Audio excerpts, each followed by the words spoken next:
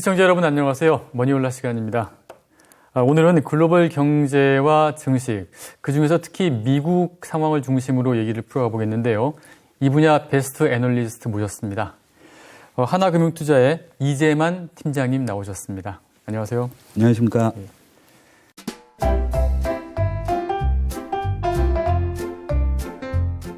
자, 연말도 되고 하시니까 이제 뭐 내년 또 증시 전망도 해야 되고 여러모로 바쁘시겠어요.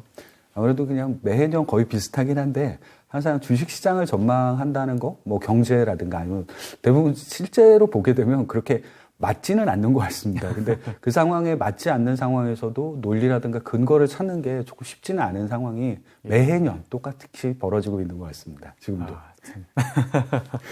알겠습니다. 본론으로 들어가서 일단 뭐 미국 상황부터 좀 살펴봤으면 좋겠는데요. 그래도 이제 최근에 가장 주목을 받았던 게 바이든 대통령이 파월 연준 의장을 유임시키지 않았습니까? 그래서 기존의 이런 통화 정책 기조가 계속 유지될지 아니면은 뭔가 바이든 대통령이 다른 주문을 했을지 이게 좀 궁금하거든요. 우선 주문 사항을 알기는 좀 어려울 것 같습니다. 그런 것들에 대한 내심을 비치거나 이러지는 않았을 테니까요. 다만 그냥 파웰 의장이 갖고 있었던 그 정책 기조 자체가 크게 뭔가 바뀌진 않을 거라는 생각을 갖고는 있습니다. 어쨌거나 지금 알고 계시는 것처럼 연준은 테이퍼링을 발표를 했고 그 테이퍼링을 계획대로 실행을 할 예정입니다. 그러면 내년 중반쯤 되면 실제로 보게 되면 이제 연준의 양적 완화 정책이 공식적으로 끝나게 될 거고요. 그리고 그 이후에 지금 생각을 하는 건 기준금리 인상에 대한 문제가 좀 남아있는 것 같습니다. 그렇죠. 물론 뭐 한 번이냐 두 번이냐 세 번이냐 여러 가지 논란이 있겠습니다만 기준금리 인상으로 가는 그 기조 자체도 크게 변함은 없다라고 보시면 될 것 같습니다. 그래서 파웰 의장이 연임되면서 나타났던 현상이 금리가 올라가기 시작을 하게 됩니다. 아무래도 기존에 갖고 있었던 뭐 긴축에 대한 의지라든가 이런 것들이 크게 바뀌지 않을 테니까 그대로 시장이 반응을 했다라고 보시면 될 것 같고 그래서 미국의 10년물, 2년물 그러니까 장단기 구분 없이 모두 다 금리가 올라갔다는 특징을 갖고 있는 것 같습니다. 네. 예.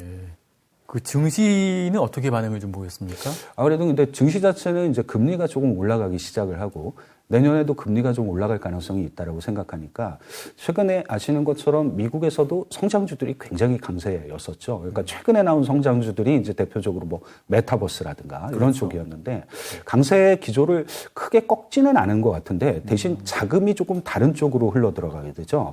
자금이 흘러 들어가는 부분은 물론 뭐 성장주냐 가치주냐의 문제를 좀 떠나서 내년에 이익가시성이 높은 쪽이 누구냐. 라는 걸 이제 보게 됩니다. 그러다 보니까 여태까지 그렇게 수익률이 썩 좋지 못했던 미국의 빅테크 기업들의 주가 수익률이 또 좋아지는 특성들 이런 것들이 약간 변화라고 볼 수 있는 부분이 되지 않을까. 그러니까 너무 현실적이지 못했던 약간 성장주들, 테마주들이 아니라 조금 현실성 있는 성장주들 이런 쪽으로 조금 자금의 흐름이 변했다는 특징은 좀 갖고 있는 것 같습니다. 네.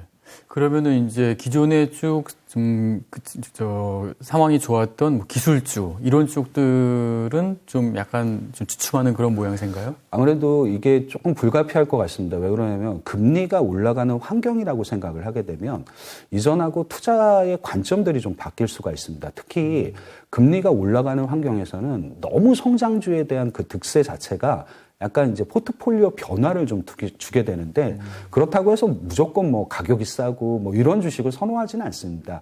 항상 성장주를 선호하는 건 모든 주식시장에서 다 마찬가지인데 성장주 중에서도 이익을 내는 성장주가 있는 거죠. 예를 들면 최근에 그 메타버스에서 미국에서 가장 이제 핫했던 주식 중에 하나가 노블럭스라는 회사가 있습니다. 세계 1위 아닙니까? 굉장히 좋죠. 그리고 앞으로도 좋아질 거라고 충분히 생각이 가능하실 겁니다. 근데 실제로 노블럭스는 EPS, 즉 주당 순이익이 적자인 회사이기도 합니다. 그러니까 어떻게 보면 아직까지 실현된 이익이 많은 건 아닌 거죠. 대신 뭐 잘 아시는 뭐 애플, 알파벳 뭐 이런 쪽들은 여전히 성장주죠. 아직도 성장하고 있으니까. 근데 이런 쪽들은 이익의 규모, 이런 것들이 굉장히 큰 기업이고, 실제로 이익의 증가, 이런 것들도 나타나는 기업들입니다. 예를 들면 테슬라도 마찬가지로 생각하시면 될 것 같아요. 테슬라도 이미 이익이 흑자로 전환을 했고, 흑자의 규모가 계속 늘어나는. 그렇죠. 약간 그러니까 성장주도 조금 다른 성장주들인 거죠. 실제 이익을 내는 성장주와 약간 이익에 대한 성장 기대감이 있는 성장주. 이게 좀 구분이 되다 보니까 지금은 조금 현실적으로 금리가 올라가는 상황이다 보니까 이익을 실제로 내는 성장주들 이런 쪽들에 대해서 관심이 좀 많아지는 건 사실인 것 같습니다. 네.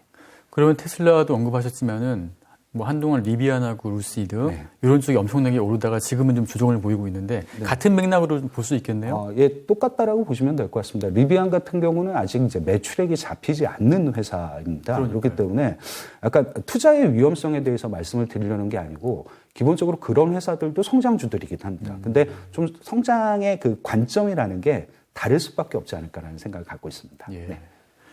그리고 이제 방금 말씀하셨지만 이제 금리가 오른다고 했는데 정확히 말하면은 그 미국에 이제 기준되고 있는 10년물 장기 국채 금리가 지금 쭉 올라가고 있는데 지금 1.6 한 중반 정도까지 올라가지 않았습니까? 근데 시청자 여러분들이 이제 궁금해하시는 게 이런 이 10년물 장기 국채 금리가 올라가는 게 왜 올라가는 거고 어떤 의미가 있는지 그걸 좀 설명 부탁드리겠습니다.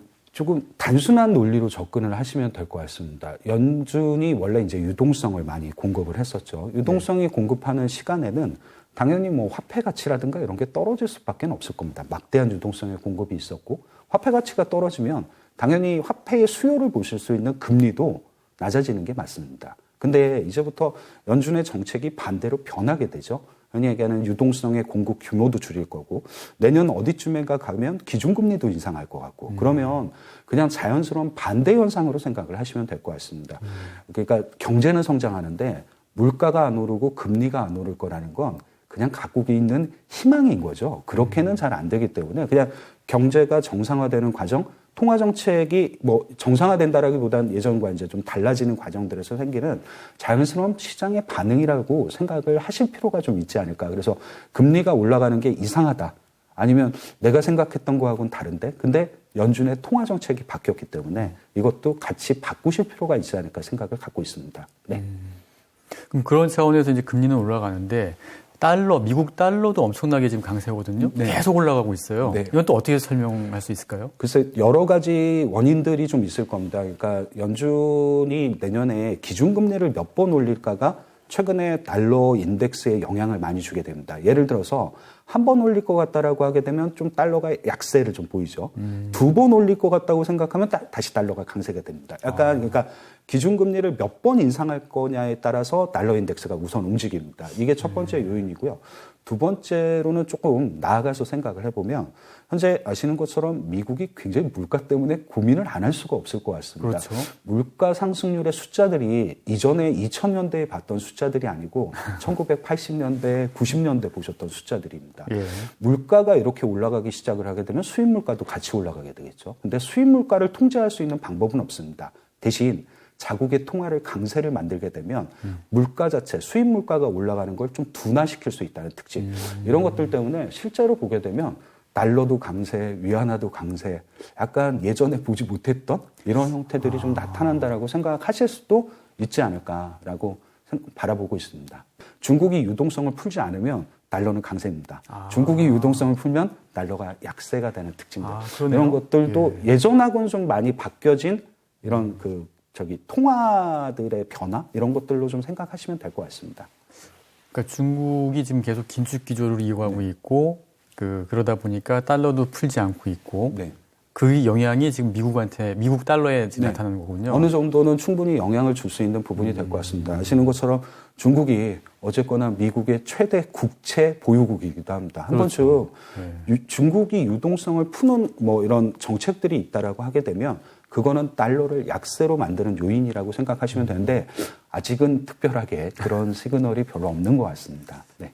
그 인플레이션 말씀하셨으니까 그런데 네. 지금 미국의 인플레이션이 굉장히 심각하고 지금 바이든 대통령도 파월 의장한테 뭐 주문을 했던 것 같아서 파월 의장이 인플레이션 대응에 좀 전념하겠다 이런 멘트도 하지 않았습니까? 그래서 그렇다면은 좀 일단 첫 번째 궁금한 거는 이 인플레이션 기조가 언제까지 계속될 것인가? 일단 이게 궁금하고요. 그 다음에 미국이 이 인플레이션을 잠재우기 위해서 과거에 1980년 안팎에 했던 그런 정말 과감한 조치를 할 것인지 그게 좀 궁금합니다. 그 두 가지 한번 말씀해 주시죠. 이게 물가가 상승하는 데는 여러 가지 요인들이 있을 겁니다. 그 나름대로 내부적인 수요들도 여전히 좀 좋을 수 있는 상황이긴 하고요. 근데 지금의 물가 상승을 총수요가 증가해서 물가가 올라갑니다라고 표현하기가 굉장히 어려운 것도 사실인 것 같습니다.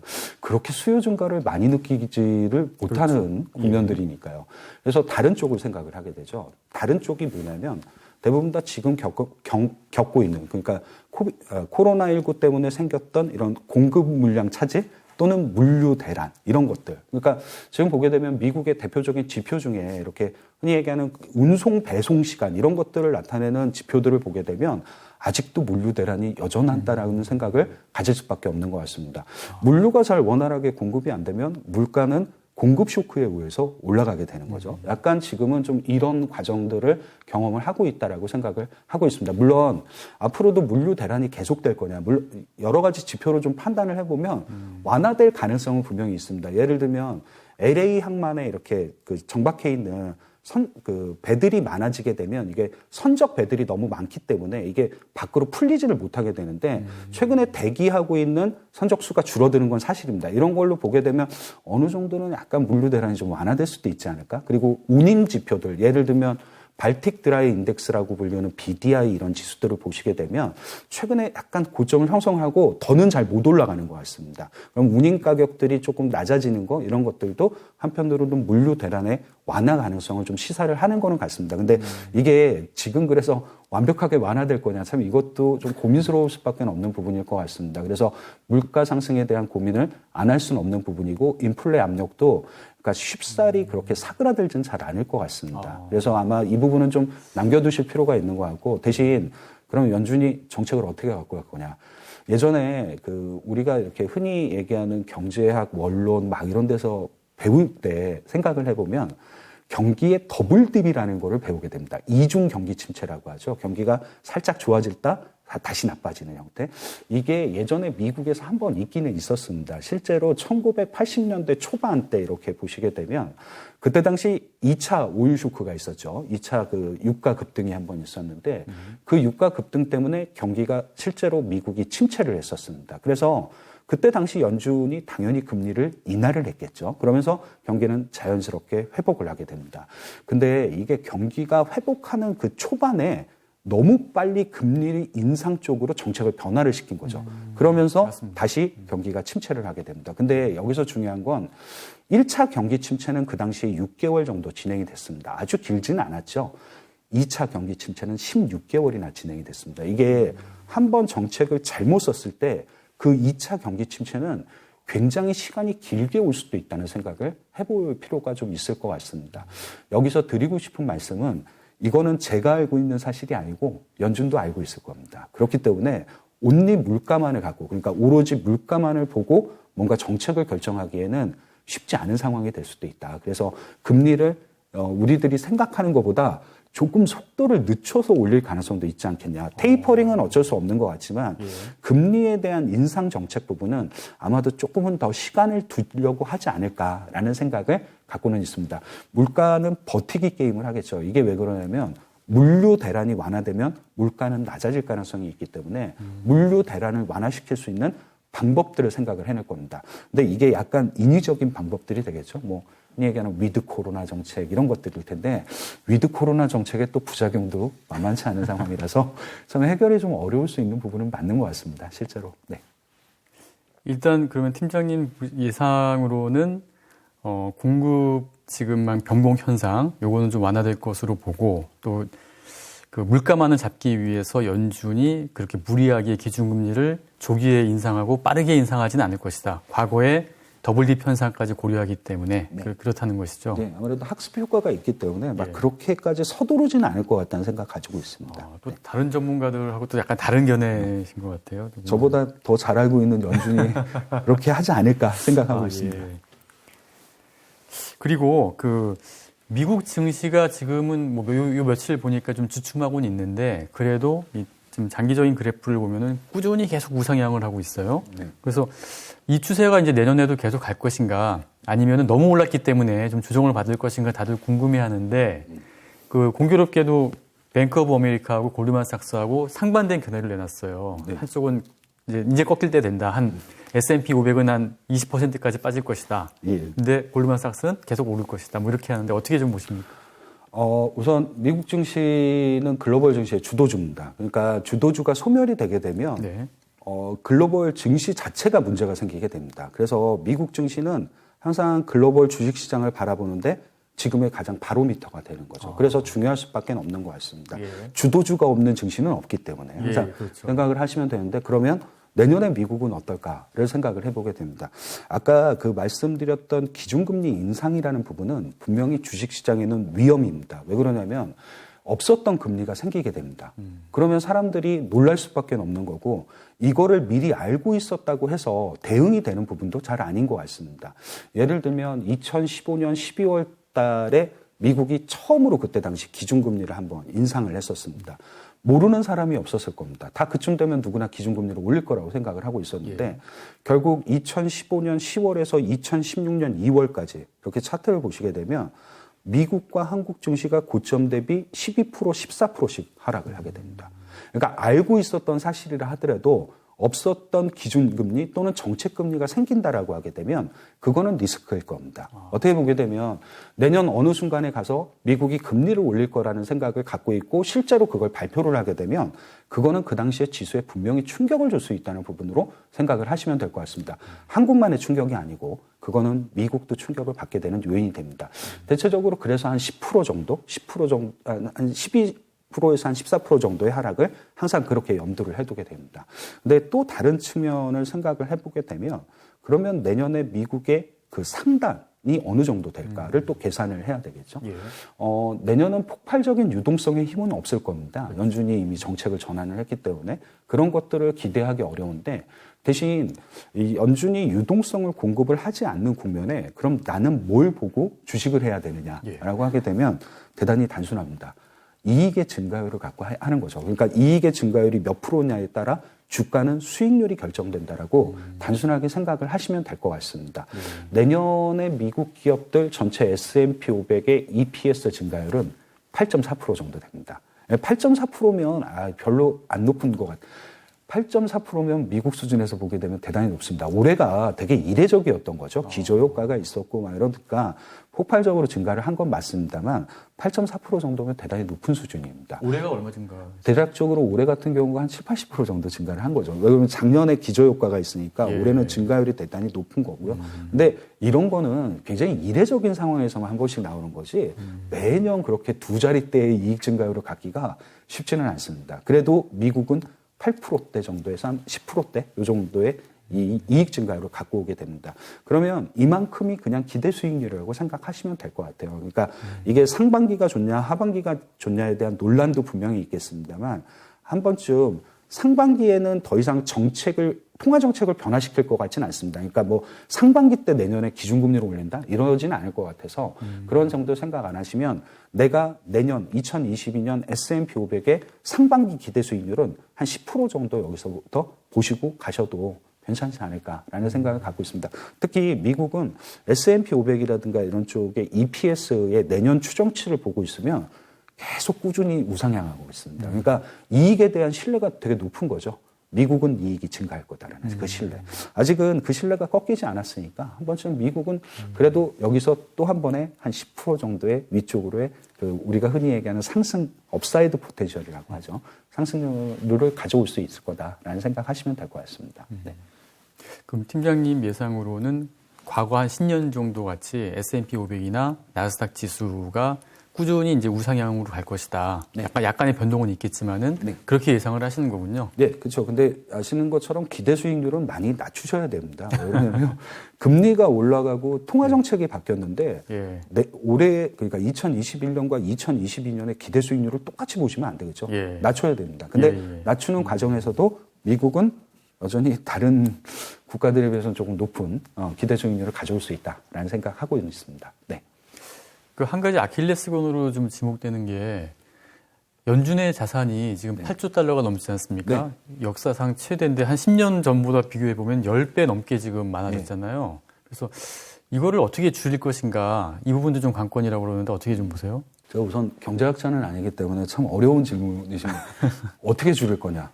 줄이는 방법은 없을 겁니다. 아마 이거를 줄이려고 하게 되면 굉장한 충격을 줘야 되는 부분들을 갖고 있거든요, 실제로는. 근데 그렇게 하다 보면 줄이기가 쉽지는 않을 겁니다. 그러니까 2010년 이후에 연준의 자산 규모를 이렇게 쭉 놓고 보게 되면 물론 약간 줄일 때도 있긴 있습니다. 약간, 아주 약간. 그게 그렇게 티나는 정도가 아니기 때문에 앞으로 이 부분은 대단히 고민스럽게 반영을 할 것 같기는 합니다. 지금은 아니더라도 언젠가 어느 순간에는. 왜 그러냐면 계속 자산을 저렇게 사들일 수는 없기 때문에 실제로 보게 되면 어떻게 보면 미국의 GDP 규모가 22조 달러 정도 되고 연준의 자산이 거의 8에서 9조 달러 정도 되면 거의 막 대부분 생각하시는 통화정책의 한계? 막 이런 것들이 어느 순간에는 좀 다가올 수도 있지 않을까라는 생각은 조심스럽게는 하고 있습니다만 제가 아주 깊은 경제 해안을 갖고 있지는 않다 보니 이거를 나중에 어떻게 축소를 시킬 건가에 대해서는 좀 고민이 많이 필요할 것 같습니다. 아니, 그 중국 역시 지금 보면은 물가가 심상치 않은데요. 특히 중국은 이제 생산자 물가 지수가 뭐 엄청나게 치솟고 있는데 뭐 13%도 넘었더라고요. 그래서 중국에서의 지금 인플레이션 상황도 심각한데 일단은 이 요인이 어디에 있다고 좀 보세요? 근데 중국도 거의 비슷한 고민을 하고 있는 거죠. 물류 대란이라는 부분. 고민을 안 할 수가 없죠. 그리고 이제 흔히 얘기하는 중국의 소득이라든가 뭐 이런 게 늘어난 부분도 분명히 한몫을 했을 거고 부동산 가격이 올라간 것도 여기에 또 한몫을 했을 거고 여러 가지 요인들이 있겠습니다만 그냥 미국과 중국과 뭐 유럽 다 공통 변수입니다. 물류 대란이라는 부분. 이게 아마 중요하게 지금의 약간 이제 가격들의 이렇게 급등 이런 것들 제품 가격들이라든가 서비스 가격들의 급등을 만들어내는 요인들이 될 거고요. 이게 물류 대란으로 이게 수출입만 잘 안 돼 이게 아니라 기본적으로 사람들이 구인 활동이라든가 이런 걸 안 해버리게 되면 그 구인 활동을 위해서 찾아 들어가야 되는 금액들도 만만치가 않기 때문에 이게 좀 쉽지는 않은 환경은 맞는 것 같습니다. 근데 공통적으로는 대부분 다 물가가 올라가는 그 지금의 요인은 물류 대란이라는 부분을 분명히 좀 생각을 해두실 필요는 있으실 것 같습니다. 네. 그럼 중국의 인플레이션도 당분간은 좀 지속될 수밖에 없겠네요. 아무래도 이거는 누군가가 이제 잘 풀어야 되는데 지금 그 3대 지역이죠. 뭐 유럽도 그렇고 미국도 그렇고 중국도 그렇고 모두 다 이게 코로나19로 인해서 생길 수밖에 없는 뭐 경제에 약간 봄새까지는 과거처럼 그렇게 강하지 않더라도 이런 것들이 산발적으로 계속 나타나다 보니까 물류 대란이 서로 그렇게 쉽게 잘 해소는 잘 안 되는 것 같습니다. 이게 한 국가가 풀 수 있는 게 아니라 전체적으로 풀어내야 되는 문제라서 한 국가만 된다라고 해서 될 수 있는 문제는 아닌 것 같습니다. 네. 그 중국 같은 경우는 특히 주목되는 게 부동산이 차지하는 비중이 전체 경제에서 차지하는 비중이 높은데 중국 정부가 부동산 규제를 지금 계속하면서 부동산 뭐 개발 업체들도 지금 계속 디폴트 얘기가 나오고 있고 가격도 하락하고 있다고 그러고 지금 굉장히 좀 어려운 상황이라고 하는데 지금 부동산 지금 시장 상황이 어느 정도 지금 심각하다고 보세요?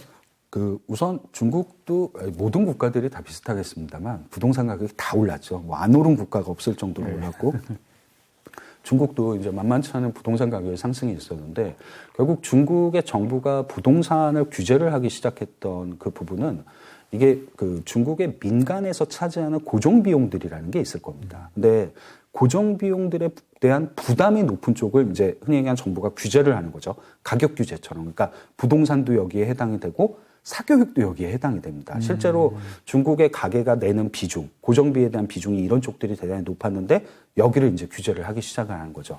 근데 좀 고민스럽게 바라보는 건 이 부동산 가격이 하락을 하면 전체 자산 가격 또는 흔히 얘기하는 경제에서 뭐 차지하는 이런 비중들 때문에 경제가 침체할 수도 있겠다라는 생각을 하게 되는데 물론 그 부분에 대한 생각을 안 하는 건 아닙니다만 하나 정도 이제 생각을 하게 되는 건 지금의 부동산 가격의 하락은 정부의 규제가 만든 겁니다. 즉 이게 수요가 없기 때문에 가격이 하락했던 게 아니고 정부의 규제가 만들어낸 거죠. 그런데 어떤 국가의 어떤 정부가 경기를 망가뜨리려고 하지는 않을 겁니다. 그 부분은 분명히 좀 생각을 해두실 필요가 있고 그러면 이렇게 흔히 얘기하는 어떤 것들을 이제 옥죄고 규제로 묶으면 다른 쪽을 풀어줄 가능성이 있는 거죠. 그래야지 경제가 살아날 수 있으니까. 한참 생각을 해보면. 그러면 지금은 뭐 기업들의 투자를 중국이 독려하기가 참 쉽지는 않을 겁니다. 왜 그러냐면 부동산 개발 기업들 이런 쪽들이 전체에서 차지하는 투자 금액들이 많기 때문에 실제로 이런 쪽들의 규제는 계속 될 수밖에 없는 거죠.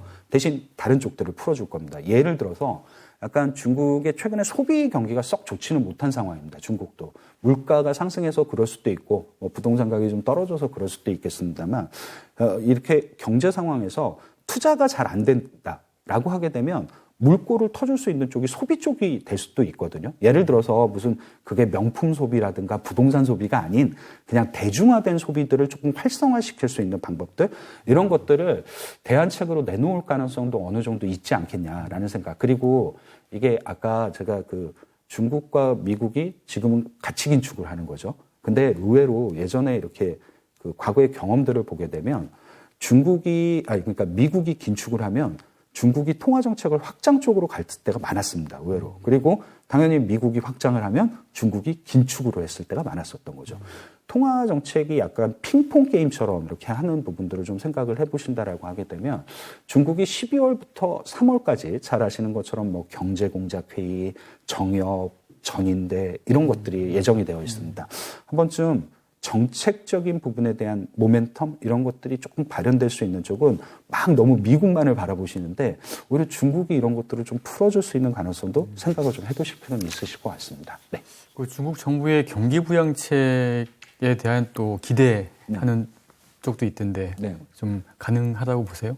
가능은 할 겁니다. 네, 한다면 어느 쪽으로 좀 할까요? 아무래도 이제 말씀드렸던 소비 쪽 부분으로 하게 될 거고요. 소비가 우리가 알고 있는 약간 뭐 특정 소비 이런 부분들이 아니라 대중화되는 소비들. 그러니까 예를 들면 뭐 전기차에 대한 이제 활성화 이런 소비들이 되겠죠. 또는 그냥 일반적인 소비 제품들에 대한 뭐 세금에 조금 있나 이런 것도 좀 생각해 보실 수 있는 부분이 될 것 같습니다. 굉장히 여러 가지 여지들도 분명히 갖고 있고 이미 먼저 긴축을 했기 때문에 금리를 내려줄 가능성도 있습니다. 어느 정도까지는. 아마 이런 것들도 조금은 생각해 보실 수 있는 시기가 좀 되지 않았겠냐라는 판단을 가지고 있습니다.